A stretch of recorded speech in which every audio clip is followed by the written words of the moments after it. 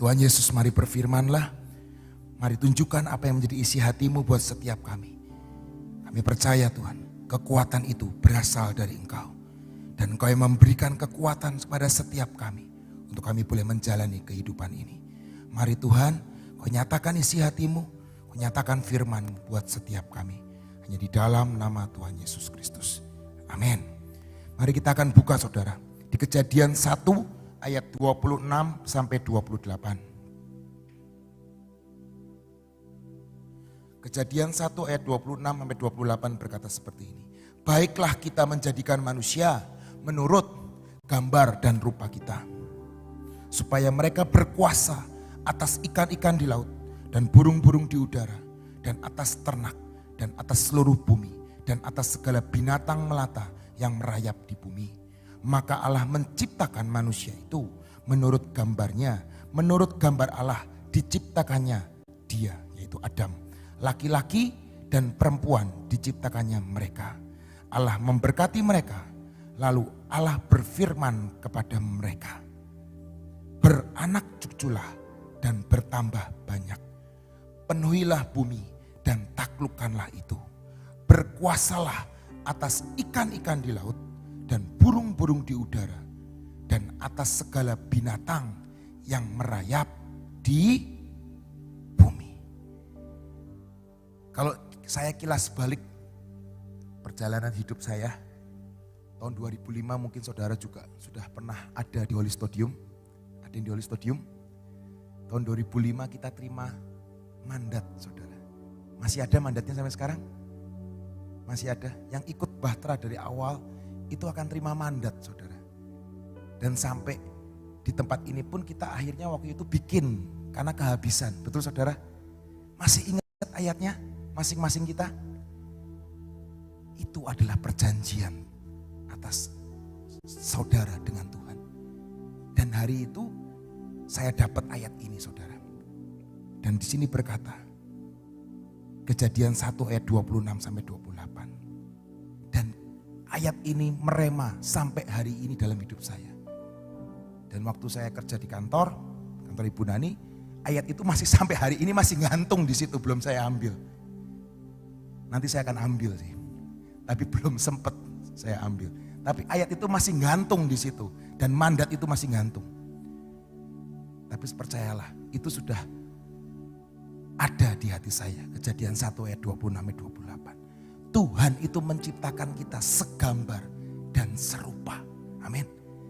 Dan yang kedua, kita ini bisa berkuasa atas setiap binatang, atas setiap makhluk hidup. Virus corona itu makhluk hidup bukan sih? Virus itu makhluk hidup bukan? Makhluk hidup saudara. Makanya seringkali kita berkata, semua harus tunduk. Oke, itu betul saudara. Dan sangat betul. Karena kita ini diberi kuasa dan otoritas. Tapi permasalahannya, gambar dan rupa Allah sudah diambil iblis dalam hidup kita. Betul saudara? Bangsa Israel hampir 400 tahun, 350 tahun diperbudak. Itu percis kayak bangsa Indonesia dijajah Belanda. Percis. Angkanya percis. Mentalnya budak. Dihabisin sama iblis. Bangsa Israel. Bangsa pilihan Tuhan. Bangsa yang dipilih. Imamat yang rajani. Keturunan dari Abraham, Ishak dan Yakub. Dan 12 suku Israel ada di tanah perbudakan. Identitas mereka dihancurkan oleh iblis. Betul saudara? Dan iblis itu kerjanya seperti itu. Menghancurkan identitas. Menghancurkan potensi. Menghancurkan rupa Allah dan gambar Allah dalam hidup kita. Karena penciptaan yang pertama, kalau ahli teologi ayat ini jadi perdebatan saudara. Tapi saya hari ini gak mau bahas ayat perdebatan ini. Di orang-orang teologi online, ayat ini jadi perdebatan. Karena mereka berkata, ternyata bukan Adam dan Hawa yang pertama. Saudara bisa lihat di ayat 26. Baiklah kita menjadikan manusia menurut gambar dan rupa kita, supaya mereka berkuasa atas ikan-ikan dan burung-burung di udara dan atas ternak dan seluruh bumi.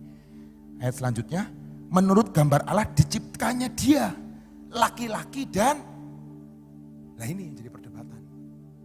Laki-laki dan perempuan, ada yang ngomong, bukan. Makanya anak Adam, Kain dan Habil. Kain itu begitu diusir dari Taman Eden, Kain itu Alkitab berkata ada manusia lain. Nah ini perdebatan, tapi hari ini kita gak mau ngurus ini perdebatan itu. Tapi kita mau ngomong kita adalah segambar dan serupa dengan Allah. Dan kita diberi kuasa dan diberi otoritas oleh Tuhan untuk menguasai, untuk mengusahakan, untuk memelihara. Itu yang Tuhan berikan dalam hidup kita. Dan kita ini seperti dalam tanda kutip Allah-Allah kecil. Amin saudara. Dan itu Tuhan yang memberikan. Tapi dosa yang membuat kita terpisah dari gambar dan rupa Allah. Dan Adam yang kedua yaitu Yesus. Itu seharusnya sudah mengembalikan kita menjadi anak-anak Allah. Seharusnya. Kenapa saya ngomong seharusnya? Karena iblis itu jahat banget. Iblis selalu akan mengubahkan cara pikir kita. Mengubahkan hati kita. Mempengaruhi hidup kita. Iblis itu gak ada di mana-mana. Tuhan ada di mana-mana. Tapi iblis itu gak ada di mana-mana. Tapi dia itu punya pengalaman. Dia gak bisa dengar suara hati kita. Percayalah. Iblis itu gak bisa dengar suara hati kita. Tapi dia bisa dengar atau dia bisa dengar ucapan kita, perkataan kita yang negatif, gerak tubuh kita, kekhawatiran kita, tindak laku kita. Dia bisa. Karena firman Tuhan berkata, hati-hati. Iblis itu ada mengamat-ngamati. Betul saudara? Jadi mengintai. Kapan ini salah? Kapan ini salah? Dan dia akan tuntut kita. Nah itu, jahatnya iblis itu seperti itu. Bangsa Israel adalah salah satu contohnya. Ketika dia diperbudak 40 tahun di padang gurun. Mentalnya habis, karakternya habis. Mungkin mereka bisa makan, mereka bisa minum. Tapi diperbudak. Dan hari itu mereka dibebaskan. Mereka memilih untuk kembali ke tanah Kanaan, ke tanah perjanjian. Dan satu-satunya jalan ternyata adalah padang gurun. Dan di padang gurun itu mereka mulai dididik oleh Tuhan. Mereka diperbarui oleh Tuhan. Tapi nyatanya saudara, 84% daripada mereka tidak pernah kembali ke tanah perjanjian. 84% daripada setiap mereka tidak pernah mengecap dan menginjakan kakinya ke tanah perjanjian. Hari ini, apakah kita mau jadi 84% atau kita mau jadi 16%? Kemarin firman Tuhan berkata, jangan ingat-ingat hal yang dahulu. Betul saudara? Itu ada ayatnya loh saudara. Di Yesaya 43 ayat 18-19. Yesaya 43 ayat 18-19. Janganlah ingat-ingat hal-hal yang dahulu. Dan janganlah perhatikan hal-hal yang dari zaman purbakala. Lihatlah, aku hendak membuat sesuatu yang baru. Yang sekarang sudah tumbuh. Belumkah kamu mengetahuinya? Ya, aku hendak membuat jalan di padang gurun dan sungai-sungai di padang belantara. Bangsa Israel ketika mereka keluar dari tanah Mesir, fisiknya keluar, pikirannya gak pernah keluar. Ketika mereka menghadapi yang namanya Laut Merah, mereka mulai menggerutu, mereka mulai menghina Musa, mereka mulai mengata-ngatai Musa. Firman Tuhan berkata, engkau bawa kami ke tempat ini supaya kami mati di laut. Mereka ngomel sama Musa. Dan itu pun sungut-sungut mereka, firman Tuhan berkata, didengar Tuhan loh. Sungut-sungut aja didengar Tuhan. Apalagi doa orang benar. Amin. Bangsa Israel, tubuhnya keluar, pikirannya tidak pernah keluar. Yang 84% itu. Ketika mereka menghadapi segala sesuatu, kekurangan air, nggak punya makanan, atau mereka kepanasan. Mereka ditinggal 40 hari aja sama Musa di Gunung Sinai. Mereka buat apa? Buat Tuhannya sendiri. Buat Baal. Buat sapi yang mereka sembah. Saudara pernah lihat filmnya? Betul saudara? Ditinggal sebentar aja. Kalau orang ngomong meleng sedelet, wis belai. Ditinggal sebentar sama pemimpinnya. Habis. Pemberontakan demi pemberontakan. Mereka ngelihat keajaiban enggak? Ngelihat. Mereka sangat ngelihat. Tapi mereka selalu mengingat-ingat hal yang dahulu. Nyata dia ngomong, kita makan daging di Mesir. Kita makan ini di Mesir. Memang mereka itu keluar dari Mesir bukan sebagai budak, tapi sebagai pasukan. Betul saudara? Firman Tuhan berkata mereka sebagai sekelompok pasukan Tuhan. Dan mereka itu kaya raya. Karena mereka merampasi harta-harta orang Mesir. Betul? Makanya saya ngomong, orang kaya itu belum tentu bahagia. Bener gak sih? Kaya tuh kelihatan tampaknya aja. Wah kaya, rumahnya bagus, mobilnya banyak. Istrinya cantik, suaminya keren. Usahanya banyak. Setiap orang itu punya salib masing-masing. Kita belum tahu aja. Bangsa Israel kaya, keluar dari tanah Mesir kaya raya. Kalau lihat filmnya, itu ada yang pakai kalung banyak itu. Dan saya itu yakin, wah kaya. Tapi ngapain? Kekayaannya gak bisa dinikmatin. Ning padang gurun. Gak bisa beli apa-apa, mau beli kosmetik juga gak ada. Makanya kaya itu gak jaminan.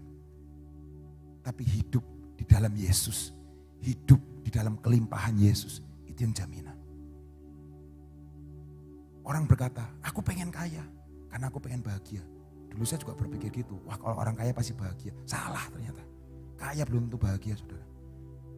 Berapa banyak orang kaya mengkonsumsi obat tidur? Berapa banyak orang kaya harus punya security sebanyak-banyaknya. Karena apa? Takut emasnya dicolong. Takut hartanya habis. Nggak bisa tidur. Anaknya kena narkoba. Istrinya digondol, supirnya. Itu gila itu. Orang kaya di Jakarta banyak. Rumahnya gede. Tinggalnya di Singapura, di apartemen. Yang nikmatin kolam renangnya, yang nikmatin mobilnya, siapa? Supirnya, pembantunya. Bener gak sih? Itu kenyataan saudara. Takut di Indonesia. Takut dibunuh. Takut kena COVID. Pergi ke Singapura. Yang katanya aman. Tinggal di apartemen kecil. Rumahnya yang segede gedung Gracia gitulah. Yang ninggalin siapa? Supir, pembantu. Makanya orang kaya itu belum tentu bahagia. Kalau hari ini kita bisa hidup, kita masih bisa bernafas. Maupun kadang-kadang pakai masker. Tapi percayalah itu karunia Tuhan. Itu anugerah Tuhan. Bangsa Israel tidak pernah mensyukuri keajaiban yang Tuhan berikan. Mereka selalu mengingat-ingat yang dahulu. Ada ayatnya lagi saudara. Di Pengkhotbah 7 ayat 10.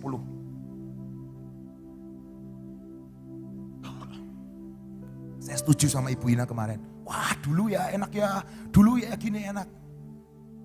Tapi firman Tuhan berkata. Pengkhotbah 7 ayat 10. Baca saudara. Pengkhotbah 7 ayat 10 berkata. Janganlah mengatakan. Mengapa zaman dahulu lebih baik daripada zaman sekarang? Karena bukannya berdasarkan hikmat. engkau menanyakan hal itu? Saudara kalau pergi keluar kota, lihat-lihat truk atau lihat-lihat angkutan kota, ada seorang tua. Masih ingat? Presiden kedua kita itu loh. Lagi senyum di foto belakang dam truk itu, atau di belakang bus itu, di bokongnya bus atau truk itu, dia lagi senyum, kadang-kadang bawa cerutu. Perkataannya apa? Ada yang tahu? Piye? Piye enak zamanku toh? Benar saudara? Pengkhotbah ngomong. Engkau mengatakan itu tidak dengan hikmat. Dan bangsa Israel punya moto Pak Harto. Enak zamanku toh. Dan percayalah, bangsa Israel 86% tidak pernah menginjakan kakinya di Kanaan. Iblis selalu berkata, mereka umat perjanjian, aku akan cegal. Mereka tidak akan pernah sampai ke destininya. Mereka tidak akan pernah sampai kepada tanah yang sudah Tuhan janjikan. Itu sama seperti kita saudara. Kita selalu ingat hal-hal yang mengenakan dahulu. Enak zaman dulu ya. Enak zaman dulu ya. Tapi Tuhan ngomong, Tuhan akan menyediakan jalan yang baru dan sungai-sungai di padang gurun. Identitas hidup kita adalah segambar dan serupa dengan Allah. Dan itu gak bisa ditawar. Tapi iblis selalu berkata, kamu gak bisa, kamu lemah, kamu berdosa. Kamu sudah melakukan ini tadi kan? Kamu sudah marah-marah sama istrimu kan? Kamu sudah marah-marah sama anakmu kan? Kamu gak layak. Kamu sudah melakukan dosa ini kan? Tadi kamu di jalan, kamu ngamuk-ngamuk sama supir angkot kan? Kamu gak layak ke gereja. Seringkali iblis ngomong, kamu gak layak, kamu gak layak. Dan itu sudah dilakukan iblis dari sejak Adam dan Hawa. Mau tahu saudara? Ketika Adam dan Hawa makan namanya buah pengetahuan yang baik dan yang jahat, itu ditipu sama iblis loh. Nipunya gimana? Kalau kamu makan buah ini, kamu akan seperti Allah. Padahal Tuhan ngomong, kamu ini diciptakan segambar dan serupa. Iblis selalu menipu dan selalu memanipulasi. Itu Hawa dan Adam dan Hawa. Saya nggak ngomong cuma Hawa, nanti kaum Hawa marah sama saya. Karena ternyata Adamnya yang salah. Adam ada di situ dan dia diam. Dan dia berkata, ayah aku pengen seperti Allah. Aku pengen mataku terbuka. Goblok. Karena firman Tuhan berkata, dia itu sudah segambar dan serupa. Tapi iblis menipu. Bahkan Adam yang kedua, yaitu Yesus, pernah juga mau ditipu. Saudara ingat ketika Yesus dicobai iblis ketika dia berpuasa 40 hari. Berapa kali iblis mencobai Yesus? 3 kali. Kata-katanya apa? Kita baca ya saudara ya. Ini masih yakin, saya masih bisa baca.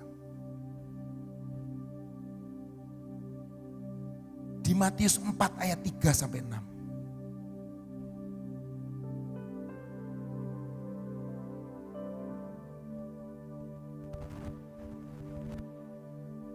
Lalu datanglah si pencoba itu dan berkata kepadanya, lihat saudara, jika engkau, percis saudara, seperti Adam dan Hawa. Jika engkau anak Allah, perintahkanlah supaya batu-batu ini menjadi roti. Dan yang kedua, berkata juga, ayat berikutnya.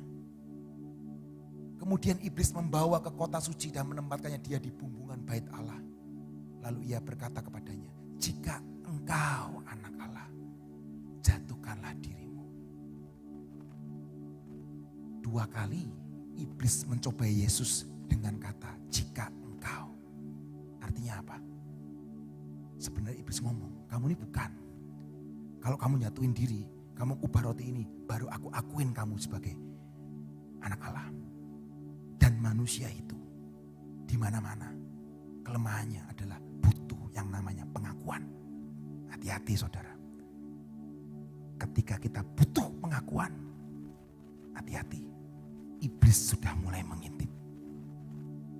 Jika engkau, dan akhirnya itu terjadi di Hawa. Dan itu terjadi di anak bungsu. Anak bungsu itu meninggalkan rumahnya karena dia krisis tentang identitas hidupnya. Dia merasa dia bukan anak dari bapaknya. Aku lebih baik ambil warisan ini dan aku foya-foya dan keluar happy-happy di luar sana. Itu terjadi di anak bungsu. Dan akhirnya dia harus berakhir di kandang babi. Proses identitas ini yang membuat kita bisa naik atau kita bisa turun. Dan bangsa Israel, 12 suku itu ketika dia menghadapi yang namanya tanah perjanjian. Saudara lihat, mereka hanya Yosua dan Kaleb yang berkata, ya kami bisa meraih tanah perjanjian. Yang 10 ngomong apa? Enggak bisa. Kami ini seperti belalang. Dan nyata yang 10 pengintai ini tidak pernah menginjakkan kakinya ke tanah perjanjian. Iblis selalu akan berkata, engkau lemah, engkau enggak bisa, engkau enggak kuat. Hari-hari ini, mungkin 2 tahun pandemi ini, membuat engkau lemah. Membuat engkau kehilangan gambar dan rupa Allah dalam dirimu.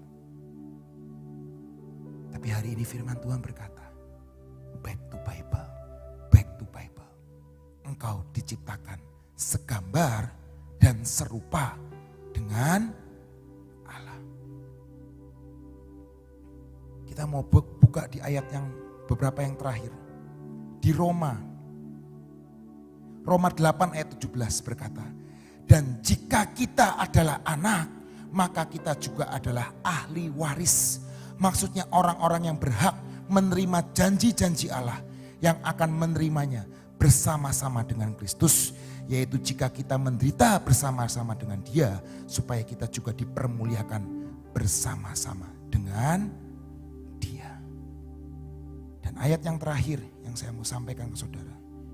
2 Korintus 5 ayat 17. Jadi siapa yang ada di dalam Kristus, ia adalah ciptaan baru, yang lama sudah berlalu, sesungguhnya yang baru sudah datang. Tanah perjanjian itu sudah ada di depan kita. Mari tetap memandang kepada Yesus. Jangan kita berkata, I give up. Sudah menyerah. Tapi Tuhan berkata, never give up, never give up. Maju dan terus maju. Nanti pasti nyampe. Mungkin susah di padang gurun, mungkin panas. Tapi jangan sampai identitas hidup kita digantikan. Dan kita diperdaya oleh iblis. Sehingga kita berkata, ya memang aku tidak bisa. Memang aku lemah. Seperti ayat yang kemarin berkata, Efesus 2 ayat 10. Karena kita ini buatan Allah. Diciptakan dalam Kristus Yesus untuk melakukan pekerjaan baik yang dipersiapkan Allah sebelumnya. Ia mau supaya kita hidup di dalamnya.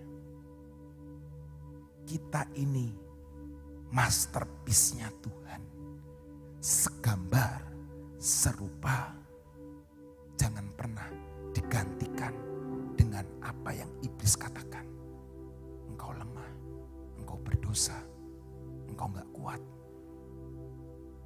engkau gak kudus. Itu iblis akan mencoba kita, menjatuhkan kita, membuat kita terpuruk. Dan biar hari ini kita stronger than ever. stronger than ever. Kuatkan lututmu, kuatkan tanganmu. This land is yours. This land is mine. Inilah tanah perjanjianku yang Tuhan sudah katakan dalam hidupku. Aku akan pegang dan aku akan berkata sampai destiniku. Tuhan Yesus memberkati kita semua. Amin. Saudara, salah satu daripada selalu mengingat akan masa lalu ya, itu disebabkan karena kita itu sebetulnya punya sifat yang tidak puas ya. Jadi banding-bandingkan ya. Selama kita berjalan selalu puas dengan keadaan kita, itu gak mungkin kita noleh ke belakang. Betul gak? Karena kita tahu ini yang terbaik. Jalan lagi yang terbaik. Jalan lagi yang terbaik. Saudara, kalau kita mengingat-ingat masa lalu dibandingkan dengan masa sekarang, ya enak masa sekarang. Dulu persekutuan di rumah saya sempit banget. Sekarang di tempat yang seperti ini, lah ya enak sekarang. Betul enggak? Ya, kita harus tahu bahwa Tuhan selalu melakukan di dalam Efesus tadi katakan sudah menyediakan. Betul? Sudah menyediakan yang terbaik buat saudara dan saya. Loh, zaman dulu kalau saya kemarin ini kan pelayanan ke Tegal ya. Dulu kalau ke Tegal nanti sampai di pasar deket yang mau keluar dari sini. Itu di situ ada pasar tumpah saudara. Sesak sekali. Sekarang zamannya sudah ada tol. Seret cepat. 1 jam kurang. Kadang-kadang 50 menit sudah nyampe. Enak mana? Ya enak sekarang. Betul enggak? Kita harus mensyukuri, jangan tidak puas. Belajar menjalani kehidupan ini dengan pengucapan syukur. Hari ini lebih baik dari kemarin. Besok lebih baik dengan dari hari ini. Amin. Percaya Tuhan sudah menetapkan kehidupan dan pekerjaan yang baik buat saudara dan saya. Mari kita berdoa. Bapa, kami mengucap syukur untuk hari ini ya Tuhan. Kami boleh menyembah dengan penuh pengucapan syukur kami selama 1 jam. Kami bersyukur Engkau memberikan udara yang baik untuk kami hirup. Kami mengucap syukur untuk tempat yang baik yang boleh kami nikmati. Kami mengucap syukur untuk pujian dan penyembahan yang boleh kami ikuti. Ini semua karena Engkau yang mengerjakan dan sudah memberikan pekerjaan yang baik buat kami. Terima kasih untuk kasih-Mu, terima kasih untuk berkat-Mu, terima kasih untuk segala sesuatu yang terus Engkau kerjakan buat kami. Terima kasih buat apa yang sudah Engkau rencanakan dalam hidup kami. Itu yang sangat baik dan terbaik buat kami. Engkau sudah merencanakan perkara-perkara yang ajaib. Terima kasih untuk kasih setiamu ya Bapak. Saat ini pagi ini kami tetap mau berdoa buat tim yang berangkat ke Sulawesi Tuhan. Kami minta anugerah-Mu turun, berkati KKR, berkati seminar yang diadakan pada hari ini. Engkau memberikan hikmat dan wahyu kepada tim ini Tuhan. Sampai semua rencana-Mu tidak ada yang gagal. Buat mereka menjadi berkat di sana Tuhan Yesus. Terima kasih untuk semuanya. Bapak, saat ini kami datang di hadapan-Mu. Kami tetap mau berdoa buat bangsa dan negara kami. Berkati Tuhan. Hikmat dan marifat turunkan atas Bapak Presiden kami, Bapak Jokowi. Kami berdoa saat ini buat semua jajaran pemerintahan untuk takut dan gentar kepadamu. Untuk dapat memajukan Indonesia. Perekonomian Indonesia akan dipulihkan. Saat ini kami berdoa, Engkau tahu bahwa harga-harga mulai bergerak naik. Tapi kami percaya Tuhan Kau tetap akan mengendalikan keadaan perekonomian di Indonesia. Sehingga benar-benar ada kestabilan di dalam perekonomian di Indonesia ini. Terima kasih untuk semuanya. Bapak, kami juga berdoa pada saat ini Tuhan, biarlah Engkau sendiri akan mengendalikan keadaan daripada cuaca di Indonesia Tuhan. Kalau toh mau tidak mau, malah bahaya ini akan terjadi. Malapetaka maupun banjir maupun apapun bakal terjadi. Bapa, kami minta Engkau yang akan tetap mengendalikan sampai tidak akan terjadi banyak sekali akan korban-korbannya. Melainkan Engkau membuat secara minimal. Tuhan, itu doa yang kami naikkan di hadapan-Mu. Kami percaya Engkau Bapa penguasa dalam segala perkara. Oleh karena itu kami mempersembahkan semuanya ini ke dalam tangan-Mu. Terima kasih Tuhan Yesus untuk pagi hari ini. Terima kasih untuk firman-Mu. Terima kasih buat penyembahan dan pujian. Dan kami sangat percaya dan bersyukur hari ini Engkau sudah menyediakan pekerjaan yang baik buat kami. Dalam nama Tuhan Yesus, mari kita masuk dalam pengurapan.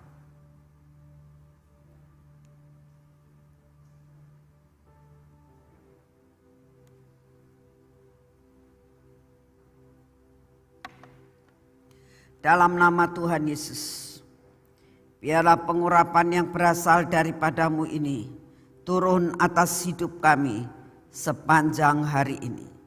Buat mata kami ini Tuhan, telinga kami ini Tuhan, dan bibir mulut kami ini. Biarlah indera-indera ini ya Tuhan, senada dengan Engkau. Biarlah hati kami ini terus tertuju hanya kepadamu. Lepaskan kami dari roh keraguan-raguan, roh ketakutan. Lepaskan semua daripada kami. Dalam nama Tuhan Yesus, biarlah tangan kami ini adalah tangan yang diurapi. Tangan yang siap menerima pimpinan yang daripadamu. Siap menerima berkat daripadamu. Siap melakukan semua pekerjaan yang harus kami lakukan hari ini. Terima kasih Tuhan Yesus. Berkati kaki kami. Beri kekuatan untuk kami boleh berjalan jauh seperti kaki kijang Tuhan. Boleh naik ke tempat yang lebih tinggi seperti yang Engkau mau. Terima kasih Bapak. Kami percaya anugerah dan berkat-Mu melimpah dalam hidup kami. Dalam nama Tuhan Yesus. Amin. Selamat pagi, Tuhan memberkati saudara semuanya.